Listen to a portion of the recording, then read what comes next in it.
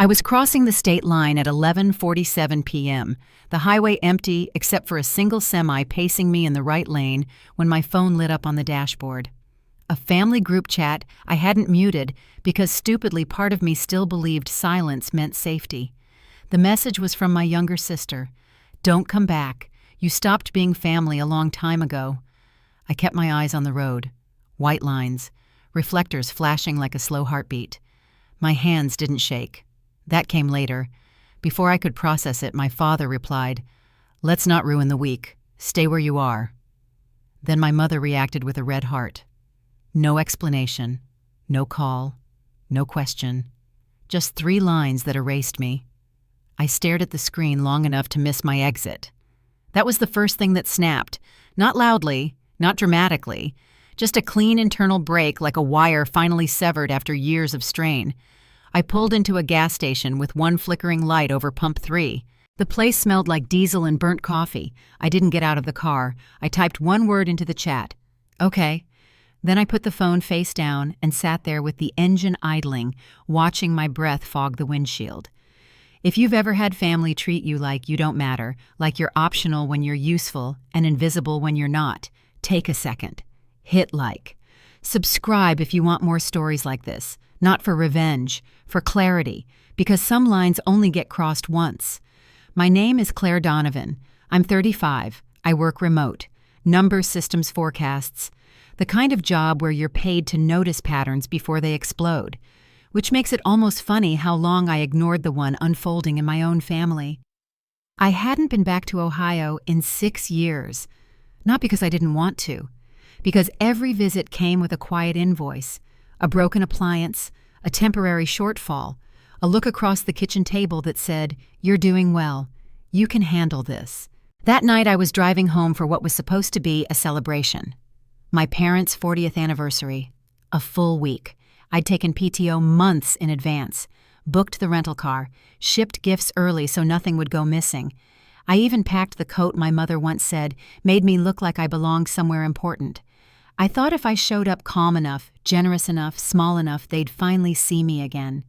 Instead, I got erased in a group chat. The gas station radio crackled. Someone laughed in a commercial. I turned it off. Silence pressed in thick and heavy. I picked up the phone again. No new messages, no follow-up. Just that heart reaction sitting there like a punctuation mark at the end of my place in the family. I remembered standing in that same kitchen years earlier, my mother at the sink, the dishwasher humming. She didn't turn around when she said, "Your sister needs a little help." Just for now. Just for now turned into years. My sister Megan was always the fragile one. Sensitive, misunderstood, every mistake explained away, every consequence softened. When she quit college, it was burnout. When she maxed out a card, it was retail therapy. When she cried at dinner, everyone leaned in. When I worked double shifts and wired money at midnight, it was expected. The second thing that snapped was quieter. It happened when my phone buzzed again, this time a private message from Megan. "Don't be dramatic. You know this isn't about you." I laughed, just once. Sharp. The sound surprised me. Not about me, after everything. I typed deleted, typed again. Then I didn't send anything. I set the phone down and looked at my reflection in the rearview mirror. Dark circles, jaw clenched. A woman who had learned to swallow words so well they'd started to poison her. I drove the rest of the night without music. Every mile peeled something off. By the time I reached the hotel just outside Columbus, it was nearly 3 a.m. The lobby was empty. Soft lighting, fake plants.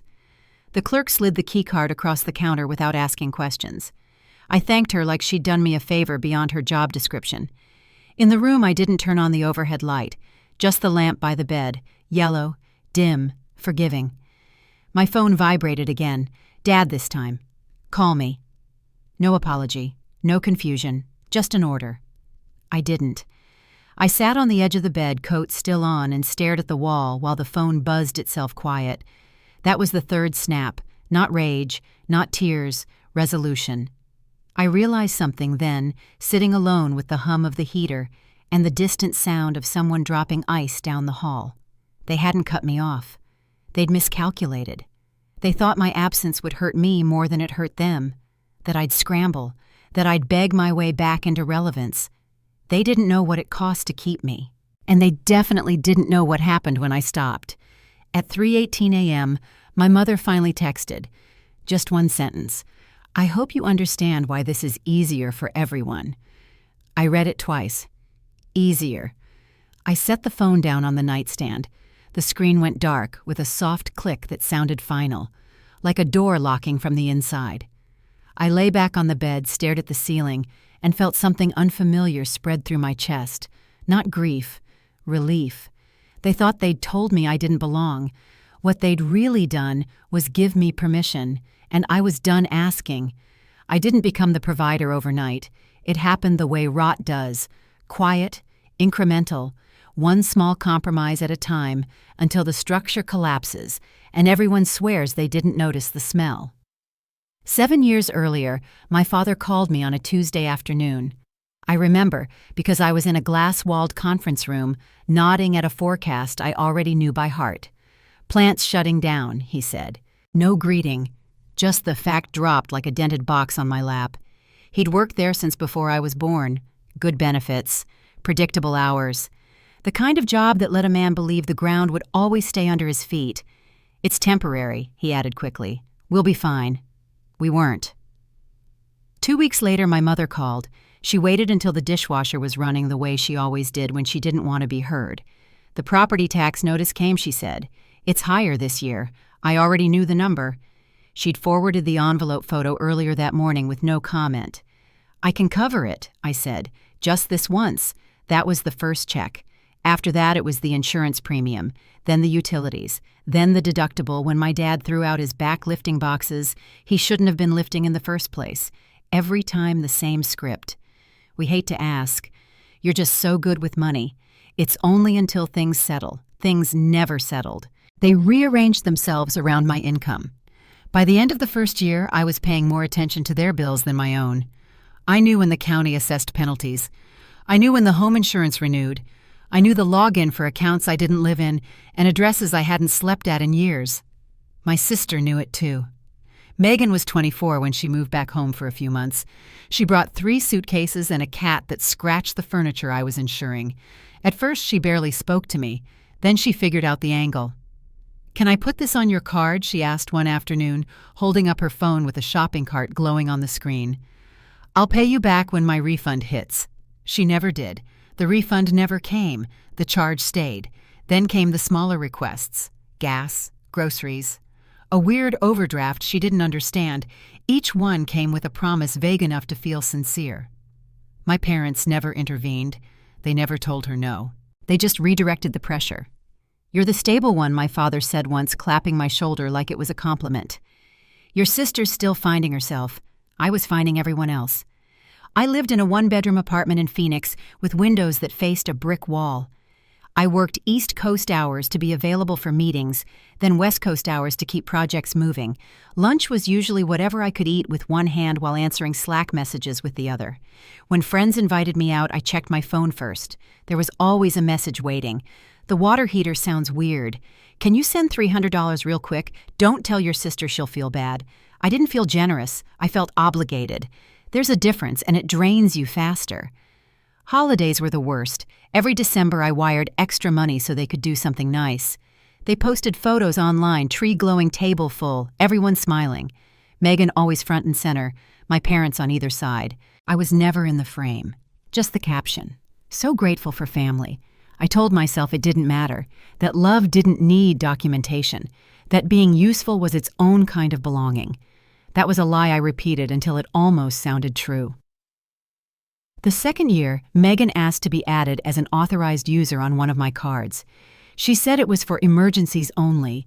She said she felt safer knowing it was there. I added her, against my better judgment, against the part of me that made a living predicting risk. The charges started slow, then they didn't. Online orders at 2 a.m, subscription services I didn't recognize, cash advances with notes like groceries attached, followed by Instagram stories from upscale brunch spots. When I asked about it, my mother sighed. "You know how sensitive she is. Don't make it a thing," so I stopped asking. By year 4, my name was on everything that mattered and none of the things that felt good. I didn't have keys to the house I was paying for. I didn't have a room anymore, just the old one slowly turning into storage. When I visited, I slept on the couch. Megan slept in my childhood bed, scrolling on her phone, while I folded myself around the armrest. Once I mentioned it, lightly, like a joke. My father laughed. "You're hardly ever here anyway." That was the moment something shifted. Not enough to stop me, just enough to hurt. The requests never came with gratitude. They came with urgency, with expectation, with the assumption that I'd say yes because I always had. I learned to recognize the tone, the pause before the ask, the way my mother would clear her throat. "You're doing really well, Claire," she'd say. "We're proud of you. We just need a little help." Pride, it turned out, was another currency they spent freely. By the 6th year, I realized I didn't remember the last thing I'd bought just because I wanted it. Every financial decision ran through an invisible filter. Will they need something soon? I postponed trips, delayed upgrades, lived smaller than I had to so they could live exactly the same. When my sister quit another job, nobody told me directly. I found out when my card declined at a restaurant because she'd hit the limit ordering furniture online. I sat there, heat rising up my neck, while the waiter pretended not to notice. That was the night I almost stopped. Almost. Then my mother called crying about the electric bill, and the reflex kicked in before the thought finished forming. Send, confirm, done. By the time the anniversary trip came around, the pattern was set. They didn't see me as someone who might leave. They saw me as infrastructure. You don't thank the foundation. You just build on it until it cracks. They didn't ask if I was coming home that week. They assumed. And when they decided I wasn't needed, they thought erasing me would be painless. They were wrong, but they'd already spent years teaching me how to disappear. The switch didn't flip with a scream. It flipped with silence.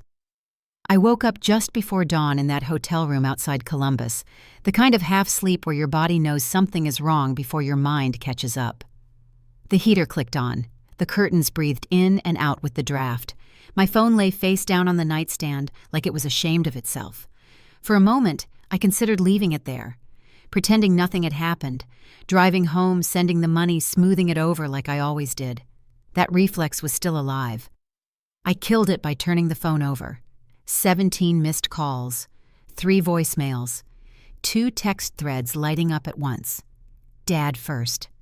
"This is serious. Call me now." Then my sister. "What the hell did you do I didn't open either?" I slid out of bed, padded to the bathroom, and flicked on the light. The mirror gave me back a pale, sharp-eyed version of myself. No tears, no shaking, just a woman who looked like she'd finally slept through an alarm.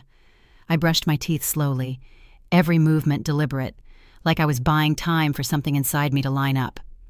When I came back into the room, the phone buzzed again. Unknown number. I let it ring. The silence afterward felt clean. I sat on the edge of the bed and opened my banking app. Not with anger, with curiosity, like a surgeon reviewing a scan before making the first cut. Everything was still there, lined up neatly, automatic, efficient. Home insurance pending, county tax escrow scheduled, utilities processing, phone plan 4 lines, only one of them mine. My thumb hovered over the screen. I thought about all the times I'd hit confirm without thinking. The way my heart used to speed up, not from fear, but from relief that I'd fixed it again. This time my pulse stayed even. I canceled the insurance payment first. 1 tap, no warning. No guilt-laced pop-up asking if I was sure. Just a quiet confirmation banner that slid away like it had never been there. Then the taxes, then the utilities. Each one disappeared with the same soft, final motion, like flipping breakers in a house I didn't live in anymore. I paused after that, not because I was scared, because I wanted to feel it.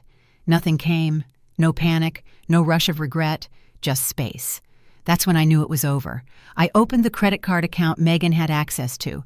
Her name sat there under authorized users, misspelled slightly, like a clerical error no one had bothered to correct. Remove user. The app asked for confirmation this time. I smiled. Yes. The line went dead. I imagined her phone lighting up later, mid-scroll, mid-assumption, only to find the floor gone. I didn't picture her reaction for long. I didn't need to. Next came the emails. I drafted one to the insurance provider. Short, polite, clinical. Effective immediately, I revoke authorization for any charges related to the property I stopped before typing the address. Deleted the line. Let them figure it out. The county assessor got the same message. So did the utility company. Each note clean, emotionless. The way professionals talk when something is no longer personal. I sent them all before my coffee had time to cool. At 7:12 a.m., the unknown number called again. I answered this time already knowing who it was. "Ms. Donovan," a man said. Smooth voice, trained calm. "This is Thomas Klein with Klein and Archer. I represent your parents." I leaned back against the headboard and looked at the ceiling. "They're very concerned," he continued. "There appears to have been a disruption in some essential payments." I waited. Let the silence stretch just long enough to make him check the line. "I've terminated my financial involvement," I said. A beat. "You understand that the property is not mine," I cut in. My voice didn't rise. It didn't need to, and neither are their expenses. Another pause. This one heavier. "There may be legal implications," he said carefully. "There won't be," I replied. "Everything I paid was voluntary." That landed. He cleared his throat. "Perhaps we could discuss a transition plan." "No," I said. The word surprised me with how easy it was, how complete. "I won't be continuing this conversation." I ended the call before he could regroup. The phone buzzed immediately after. Megan this time, then Dad, then my mother, finally. I watched the screen light up and go dark again, over and over, like a signal no one could reach. I didn't block them yet. I wanted them to feel the delay, to sit in it the way I had for years. I got dressed, simple jeans, black sweater, nothing sentimental, nothing that felt like armor. In the lobby, the breakfast area was empty except for a man pouring orange juice too fast. I grabbed a coffee and took it upstairs, ignoring the vibrating phone in my pocket. By the time I finished the cup, there were 22 missed calls. One voicemail from my sister slipped through. I played it on speaker. Her voice was high, sharp, panicked. "What did you do? My card isn't working. Dad says the insurance bounced. You can't just shut everything off, Claire. That's not how this works." I laughed again. Once. Quiet. She was right. That's not how it used to work. I deleted the voicemail and set the phone to Do Not Disturb. Not permanently, just long enough to think. Then I opened my laptop. This was the part they never saw coming. Not because it was complicated, but because they never believed I'd turn my skills inward. I pulled bank statements, year by year, highlighted payments tied to the house, marked transfers, flagged charges that weren't mine, no commentary, no accusations, just data. The hours passed unnoticed. The sun climbed. The hotel room brightened around me. At noon, my mother finally texted, "We don't understand why you're doing this." I stared at the message for a long time. Then I typed back, "You never tried. I didn't send anything else." That was the moment the switch locked into place. Not rage, not vengeance, finality. I closed the laptop, slid the phone into my bag, and checked out of the hotel without mentioning my family once. In the parking lot, the air was cold and sharp. I stood there for a second, keys in hand, and realized my shoulders had dropped. I wasn't holding anything up anymore. When I pulled onto the road, my phone buzzed again. I ignored it. The sound faded. Ahead of me, the highway stretched clean and open lines, unbroken. For the first time in years, nothing followed me, and behind me, quietly without ceremony, the lights started going out. I didn't release the receipts out of anger. Anger wants an audience. It wants noise. It wants someone to flinch. What I felt was colder than that. It was correction. I checked into a different hotel downtown that afternoon, one with narrow windows and a desk bolted to the wall like it expected long nights. I shut the door, dropped my bag, and didn't turn on the TV. The silence mattered. It let me hear my own breathing again. I opened my laptop. Not dramatically, not with shaking hands, with the same calm I used at work when something had gone wrong and everyone else was still pretending it hadn't. First, the bank exports. 7 years, month by month, rows of numbers that told a story no one wanted to read out loud. I highlighted every payment tied to my parents' address. Insurance premiums, county taxes, utilities, transfers labeled temporary that never ended. The screen filled with yellow. Next, the credit card statements. Megan's charges stood out immediately, not because they were large, though some were, but because they were careless. Boutique names, delivery services, midnight purchases, followed by $0 payments, cash advances with notes that said groceries taken an hour before charges at places that didn't sell food. I didn't comment, I didn't annotate. I let the timestamps speak. Then I pulled the emails. My mother's careful wording, my father's assumptions, my sister's promises that blurred into nothing. Just until next month. I swear I'll pay you back. Please don't make this a big deal. I dropped them in as screenshots. No highlighting, no arrows, just context. By the time I finished assembling the document, it was already 30 pages long. I stopped there and leaned back, rubbing my eyes. Outside traffic hissed against wet pavement. Someone laughed in the hallway and then moved on. I felt steady. At page 38, I added the last piece, a single-page summary, 2 short paragraphs, plain font, no emotion. For 7 years, I provided financial support related to the property and household expenses at my parents' residence. These payments were voluntary and undocumented. As of last night, I have ended all financial involvement.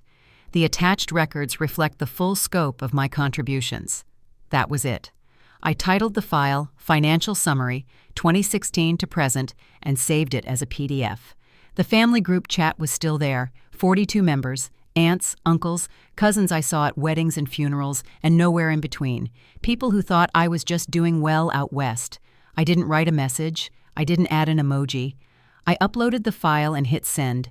The chat stayed quiet for exactly 9 seconds. Then the reactions started stacking like falling dominoes. Aunt Karen, is this real, Cousin Josh? Wait, what am I looking at, Uncle Mike? Someone explain this right now. I set the phone down and stood up, stretching my arms over my head. My shoulders cracked. It sounded loud in the room. When I picked the phone back up, the chat was moving too fast to read line by line.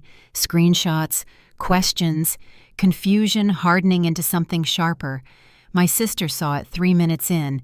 Her number lit up immediately. I let it ring. Then again, then again. My mother followed. My father. An unknown number I recognized from the area code. I didn't answer any of them. A private message from my aunt came through. Claire, honey. I had no idea. Are you okay? I didn't respond. Not yet. Another message popped up from a cousin I barely remembered. He's been using your cards like this. The chat slowed as people scrolled, as they did the math, as the story they'd been told quietly unraveled. At minute 12, my sister posted, "This is private family business. Take it down now. No denial, no explanation, just an order." I watched the message get buried under replies. Someone posted a screenshot of a charge I'd missed. Someone else circled a number in red and asked how that was possible. The file pinned itself to the top of the chat automatically. I didn't touch it. My phone started vibrating nonstop. I turned it face down on the desk and went to wash my hands. The water ran hot. Steam fogged the mirror. I dried them slowly, deliberately. When I came back, there were 3 voicemails. I played my mother's first. Her voice was tight, controlled, the way it always got when something threatened her image. "Why would you embarrass us like this?" she said. "Do you know what people will think? Not why are you hurt? Not is any of this true, just reputation." I deleted it. The next voicemail was from my sister. She was screaming, not crying, furious. "You're sick," she said. "You're trying to destroy us. After everything we did for you." I let it play all the way through. Then I deleted it too. The last voicemail came from my grandfather. He hadn't spoken in the group chat. He never did. He didn't like noise. He liked facts. "Claire," he said, voice steady, old, unmistakably disappointed. "I saw the document. Call me when you have a minute." That was the only message that made my chest tighten. I called him back. He didn't waste time. "I'm sorry," he said. "I didn't know it was this bad." "I didn't either," I replied. And for the first time, that was true. He was quiet for a moment. Then I changed my trust last fall. I didn't speak. I didn't tell anyone, he continued. Didn't want to fight. But I won't reward this behavior. What you shared confirms it. The words settled between us like a verdict. You don't owe them silence, he said. You've been silent long enough. We hung up after that. No ceremony, no advice. Back in the chat, the tone had shifted. Questions turned into arguments, arguments into blame. My mother's profile picture disappeared. My father posted one message before deleting it. This is being taken out of context. No one agreed. By evening, the chat had fractured into side conversations I wasn't part of. My phone was hot from missed calls. I finally did what I should have done years earlier. I blocked the numbers one by one, my sister, my father, my mother. Each block came with a soft click. Each one felt lighter. I left the rest alone. At 9:40 p.m., I ordered room service and ate alone at the desk, the city blinking outside the window. I didn't scroll. I didn't check the chat. The truth was out there now. It didn't need me to babysit it. Before bed, I opened my email one last time. A message from my grandfather's attorney sat unread. Subject line: Confirmation of amendment. I didn't open it yet. Some things didn't need to be rushed. I turned off the lamp. The room went dark. Somewhere miles away, people were scrambling to explain a story that no longer belonged to them. And for the first time since I could remember, the weight wasn't on my side of the scale. The consequences didn't arrive all at once. They never do. They came the way weather changes, quiet shifts first, then damage. No one could pretend was accidental. 2 weeks after I released the receipts, an email landed in my inbox from the county assessor's office. No emotion, no blame, just a notice: unpaid property taxes, now officially delinquent. Penalties accruing. Deadline approaching. I forwarded it to my grandfather's attorney without a note. 6 minutes later, he replied, "Received. Do nothing." So I didn't. I went back to work, logged in, joined meetings, answered questions about projections and margins like nothing in my personal life had imploded. My coworkers complimented my focus. Someone said I looked rested. They had no idea. The calls from my family stopped when they realized I meant it. When the blocks didn't lift. When silence stopped being a tactic and started being permanent. I heard the updates anyway. They always find a way to travel. The house went up for sale first, not officially, quietly. A rushed listing with bad photos and a price that told anyone who knew the market exactly how desperate they were. It didn't sell. Then the insurance lapsed. Then the notices escalated. By the time the county scheduled the auction, my father was working nights at a distribution center 30 miles away. My mother picked up extra shifts at a grocery store that didn't care how long she'd lived in the same zip code. Megan moved her things into boxes she couldn't afford to ship. None of this made me feel powerful. It made me feel finished. The auction happened on a gray Tuesday morning. I didn't attend. I didn't watch the live stream. I didn't need to see the numbers to know how it would end. They walked away owing more than they'd started with. Fees, penalties, the cost of believing someone else would always fix it. I closed my laptop that afternoon and stepped outside. The air was sharp and clean. A man walked his dog past the hotel entrance. Somewhere nearby, someone was practicing violin badly and without apology. Life was still happening. The trust paperwork finalized in early spring. My grandfather passed quietly a month later. No drawn-out speeches, no family drama at the service. Just a small room, a handful of people, and a silence that felt earned. The attorney handed me a folder afterward. Everything was already done, titles transferred, accounts settled, no strings. You don't have to change anything, he said. But you can. That night, I booked a one-way ticket to Santa Barbara. I didn't announce it. I didn't explain. I packed what mattered and sold the rest. My apartment emptied faster than I expected. It turns out you don't need much when you stop storing guilt. The house by the water wasn't big. White walls, wide windows, the sound of the ocean constant enough to remind you that time keeps moving whether you do or not. I set up an office in the spare room. A desk facing the light. No photos from the past. No artifacts that required maintenance. I kept my job. Not because I had to. Because I wanted to. Because work felt different when it wasn't the reason everyone else survived. Mornings became quiet rituals. coffee, email, code. Sometimes I walked the shoreline before meetings, shoes in hand, cold water biting at my ankles. No one asked me for anything. That took getting used to. The first letter from my mother arrived in late April. Handwritten. Careful. It started with an apology and ended with a request. Can you help with the deposit? Just this once. I didn't read it twice. I didn't tear it up. I marked the envelope, returned to sender, and dropped it back into the mail. After that, nothing. No more letters. No more attempts. No more emergencies manufactured to reopen a door I had closed cleanly. I blocked the last remaining numbers and changed my phone plan. New email, new routines. The old contacts stopped appearing when I typed the first letter of their names. Clean slate isn't loud, it's quiet. And that's how you know it's real. People ask me sometimes online, usually if I regret it, if cutting them off felt cruel, if I ever think about letting them back in. No, because this wasn't punishment. It was accounting. I didn't wish them harm. I didn't wish them well. I simply stopped paying for a story I wasn't allowed to live in. Family isn't a contract that lets people drain you and call it love. Love doesn't come with invoices disguised as emergencies, and respect doesn't arrive after you've been broken into compliance. I walk the beach some nights after dark, when the water glows faintly and the world narrows down to breath and motion. The ocean doesn't care who raised me. The tide doesn't ask what I've given. It comes in, it goes out. So do people. If you're listening to this and you're the one holding everything together while everyone else pretends it's effortless, hear this clearly. You're allowed to stop. You're allowed to choose a life where your value isn't measured by what you can be extracted for. Blood makes you related. Respect makes you family. Everything else is just debt, and I don't owe anyone anymore.